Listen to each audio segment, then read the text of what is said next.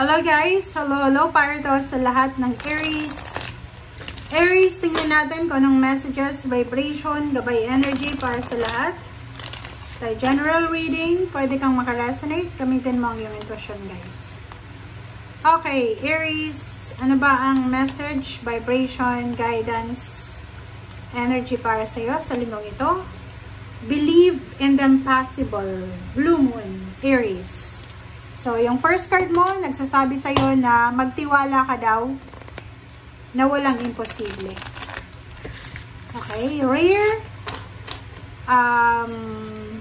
Sinasabi sa'yo na kahit alam mo, pakiramdam mo na wala nang mangyayari, but still, kinakailangan mong magtiwala. Okay? So, dito sinasabi number 15-6, catch your breath. Dahan-dahan lang tayo, okay? Huwag tayong masyadong excited, Aries.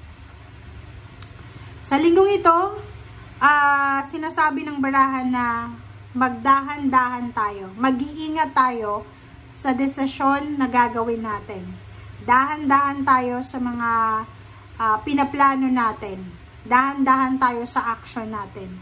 Huwag tayong magpadalos-dalos, okay? Okay lang na sabihin ng iba na magtiwala tayo na lahat ay posible. Okay, lahat ay posible, walang imposible. But, hindi ibig sabihin noon na gagawin mo na kung ano yung naiisip mo. Basta sa linggong ito, sinasabi ng baraha sa'yo na maging maingat ka, magdahan-dahan ka, as much as possible magpahinga. Yung actions mo dapat sa linggong ito is smooth lang siya.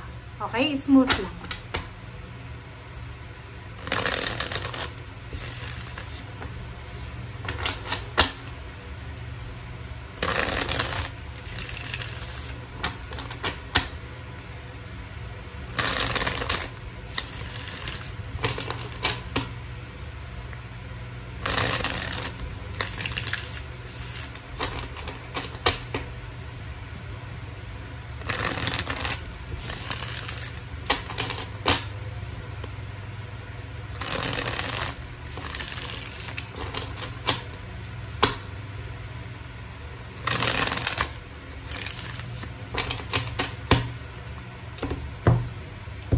Okay.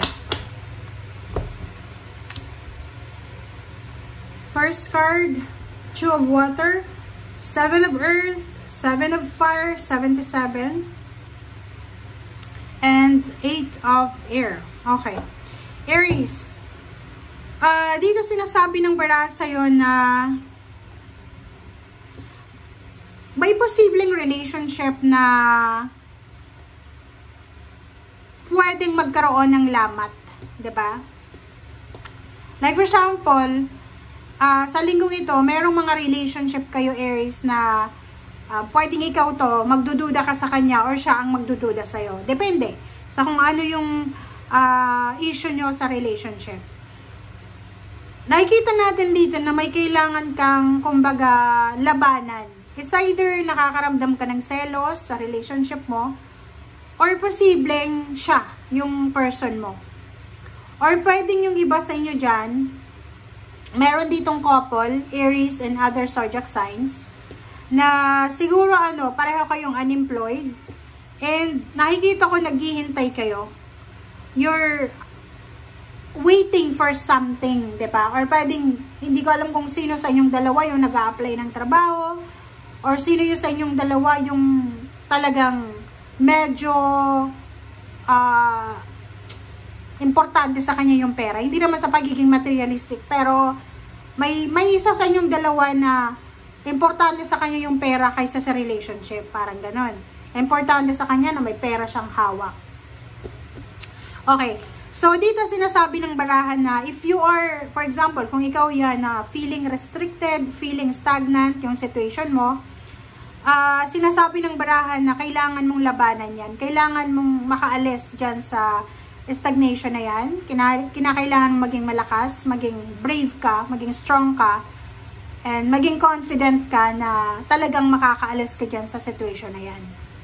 Okay? If you're waiting for money, if you're waiting for anything na tangible, material things, kailangan nating maghintay talaga. Kailangan nating maging mapasensya. Okay? Huwag tayong masyadong magpadalos-dalos, lalo na sa linggong ito. Okay? The Hermit, Queen of Water, diba?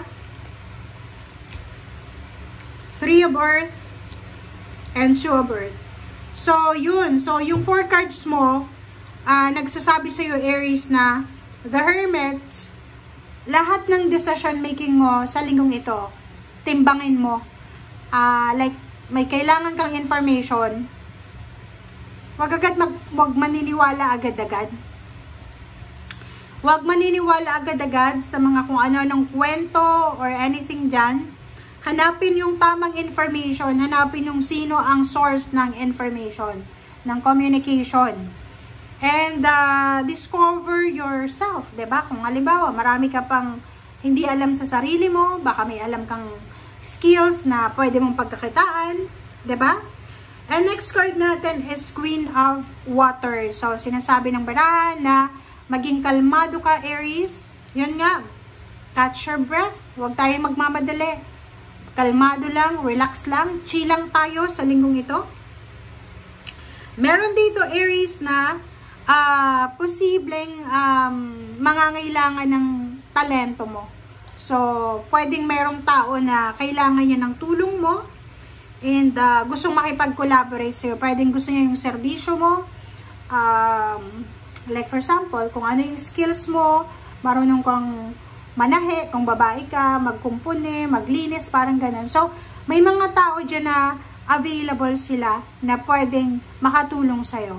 Okay? Or pwedeng meron dito sa inyo na for this week, meron kang may isip na negosyo. May maiisip ka ditong negosyo, may maiisip ka ditong paraan na pwedeng gawin para mabalanse yung pera mo.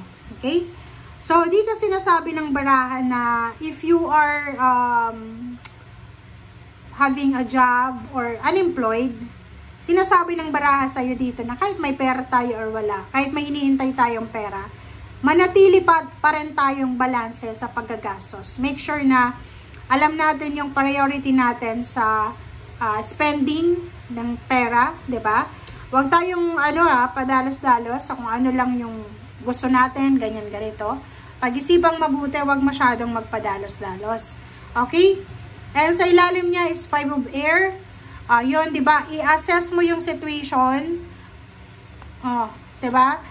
Kahit na, for example, maraming gustong pumasok sa buhay mo for relationship. Kasi meron ditong 2 of Water eh. Third party, mag-iingat ka. Pag-isipan mo mabuti, huwag masyadong excited. Yun yung pinaka-word dito sa linggong ito. Huwag masyadong excited. Okay? Thank you guys for watching. Bye!